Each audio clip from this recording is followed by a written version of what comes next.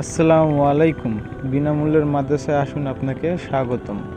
ভিডিওটি ভালো লাগলে একটি লাইক দিবেন এবং চ্যানেলে নতুন হলে চ্যানেলটি সাবস্ক্রাইব করে দিবেন এবং পাশে থাকা বেল আইকনটি প্রেস করে দিবেন। ধন্যবাদ। ইসলামের দ্বিতীয় খলিফা হযরত ওমর রাদিয়াল্লাহু তাআলা আনহুর শাসনকালের কথা। তিনি হজ করতে মদিনা থেকে মক্কায় গিয়েছিলেন। ওই হজে যোগ দিয়েছিলেন একজন ধনাঢ্য আরব, যার নাম ছিল জাবালা ইবনে আইহাম। লোকটি প্রচুর অর্থবিত্তের মালিক ছিলেন আর তার অধীনে বহু দাস দাসীও ছিল। ব্যক্তিগতভাবে তিনি ছিলেন অহংকারী প্রকৃতির মানুষ। গরিব ও দাস শ্রেণীর মানুষদের প্রতি খুব নিচু মানসিকতা পোষণ করতেন জাবালা। আরব সহ সারা মধ্যপ্রাচ্যে যখন ইসলামের জয় জয়কার, তখন তিনিও ইসলাম গ্রহণ করে নেন। তবে তিনি ইসলামের সুমহান আদর্শ দ্বারা উজ্জীবিত হয়ে নয়, বরং রাজনৈতিক সুযোগ সুবিধা পাওয়ার আশায় ইসলাম গ্রহণ করেছিলেন। হজের আনুষ্ঠানিকতা চলাকালে জাবালা ইবনে আইহাম কাবা ঘর প্রদক্ষিণ করছিলেন। তার পরনে ছিল মূল্যবান ইহরামের চাদর। চাদরটির একটি অংশ মাটিতে গড়াগড়ি খাচ্ছিল। হঠাৎ চাদরের এক কোণে একজন দরিদ্র আরব বেদুইনের পা পড়ে যায়, আর চাদরটিতে টান লেগে তা জাবালার কাঁধ থেকে নিচে পড়ে যায়। আমরা আগেই বলেছি, জাবালা ইসলামের আদর্শ দ্বারা অনুপ্রাণিত ছিলেন না। তিনি নিজের মূল্যবান চাদরে একজন দরিদ্র বেদুইনের পা পড়ায় ক্রোধে অগ্নিশর্মা হয়ে ওঠেন। লোকটিকে কোনো কথা বলার সুযোগ না দিয়ে তিনি তার গালে সজোরে থাপ্পড় বসিয়ে দেন আর খুব বাজেভাবে তাকে অপমান করেন। হজের ময়দানে প্রকাশ্যে এত এত মানুষের সামনে এই অপমানের লজ্জা নিয়ে লোকটি তখন খলিফার কাছে ছুটে যান বিচার পাওয়ার আশায়। আমিরুল মোমিনিন ওমর রাদিয়াল্লাহু তাআলা আনহু যখন বিস্তারিত শুনলেন, তিনি জাবালা ইবনে আইহামকে ডেকে পাঠালেন। অতঃপর জানতে চাইলেন অভিযোগ সত্য কিনা। জাবালা অকপটে ঘটনার সত্যতা স্বীকার করে নেন। তিনি বলেন, এই পাজিটা আমার চাদর পদদলিত করে আমাকে আল্লাহর ঘরের সামনে প্রায় উলঙ্গ করে দিয়েছিল। খলিফা বললেন, তিনি তো এই কাজ ইচ্ছে করে করেননি, তিনি অসতর্কভাবে তোমার চাদরে পা দিয়েছিলেন। জাবালার কণ্ঠে তখন ফুটে ওঠে জাহিলি যুগের অহংকার। তিনি বলেন, তাতে কি?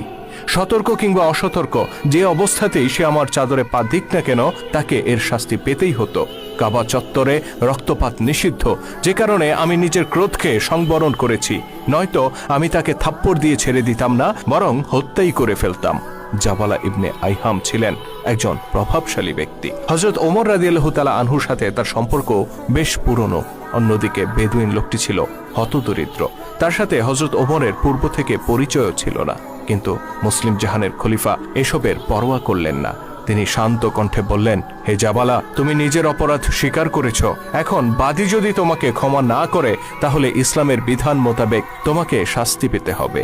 আর সেই শাস্তি হচ্ছে, তোমার গালেও বাদী নিজের হাতে চপেটাঘাত করবে, আর তা প্রকাশ্যে জনসম্মুখে, ঠিক যেভাবে তুমি তাকে অপমান করেছ। খলিফার এমন রায় শুনে জাবালা স্তম্ভিত হয়ে পড়লেন। তার কাছে এটা রীতিমতো অবিচার মনে হলো। তিনি বিস্ময়ের সাথে বললেন, আমি আরবের একজন সম্ভ্রান্ত ব্যক্তি, এককালে রাজা ছিলাম আমি, আর ও এক চাষার বাচ্চা। হযরত ওমর বললেন, আজকে তোমরা উভয়ই মুসলমান। জাবালা উদ্ধত কণ্ঠে বললেন, যে ধর্ম রাজা প্রজায় পার্থক্য করতে জানে না, সম্ভ্রান্ত আর সাধারণ মানুষকে এক পাল্লায় মাপে, আমি সেই ধর্মের অনুসরণ করব না। ওই চাষা যদি আমাকে থাপ্পড় দেয়, তবে আমি ইসলাম ত্যাগ করব।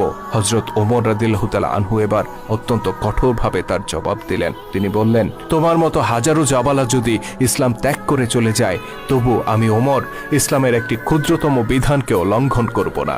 অতঃপর খলিফার নির্দেশে বাদী ব্যক্তিটি প্রকাশ্যে শত শত মানুষের সামনে জাবালার গালে থাপ্পড় বসিয়ে দেন।